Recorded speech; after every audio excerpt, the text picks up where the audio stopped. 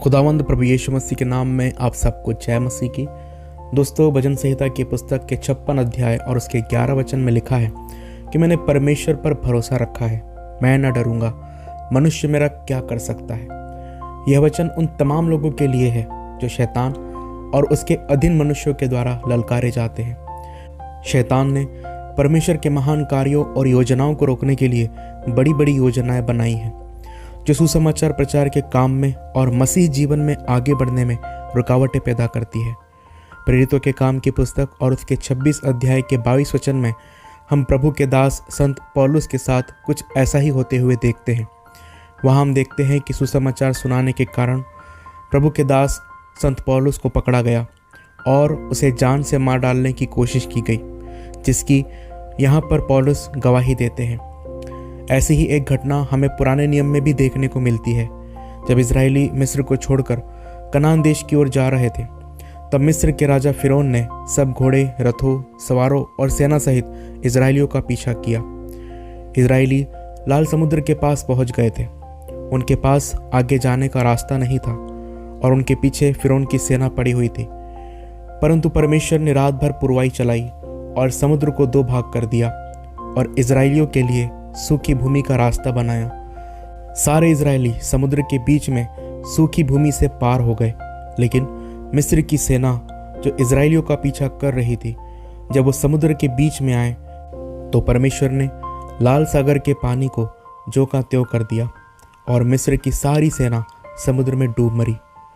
इस प्रकार हम देखते हैं कि मिस्र की सेना इजरायलियों का कुछ भी बिगाड़ ना सकी, क्योंकि परमेश्वर उनके साथ था। दोस्तों, मैं आपसे सच कहता हूँ, जिनके साथ परमेश्वर होते हैं ना, उनका कोई कुछ नहीं बिगाड़ सकता। पौलुस ने भी अपने जीवन में परमेश्वर के साथ और उसकी सुरक्षा का एहसास किया। दानियल नबी के 3 दोस्तों के साथ भी परमेश्वर था, इसलिए धधकती आग भी उनका एक बाल भी बांका नहीं कर सकी। दोस्तों, एक सत्य घटना मैं आपके साथ शेयर करना चाहता हूँ। एक गाँव में प्रभु के एक दास रहते थे। वह उस गाँव में सुसमाचार प्रचार किया करते थे।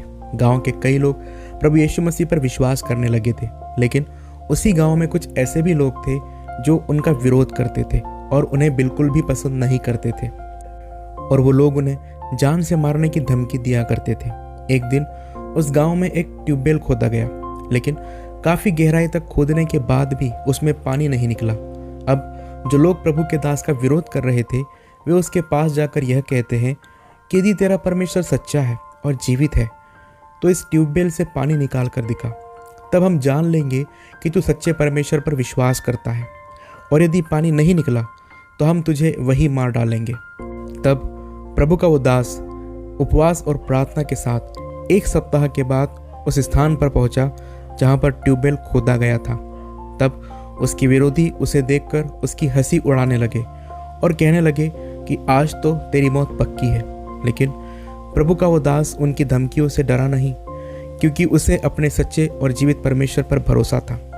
तब प्रभु के उस दास ने ट्यूबवेल के पाइप पर हाथ रखा और प्रार्थना की, और जैसे ही उसने आमीन बोला, उस ट्यूबवेल से पानी निकलना शुरू हो गया।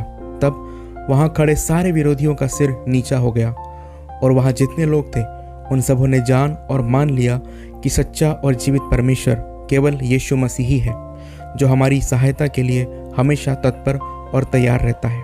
इसलिए संत पौलुस रोमियो की पत्री के 8 अध्याय के 31 वचन में कहते हैं कि यदि परमेश्वर हमारी ओर है तो हमारा विरोधी कौन है।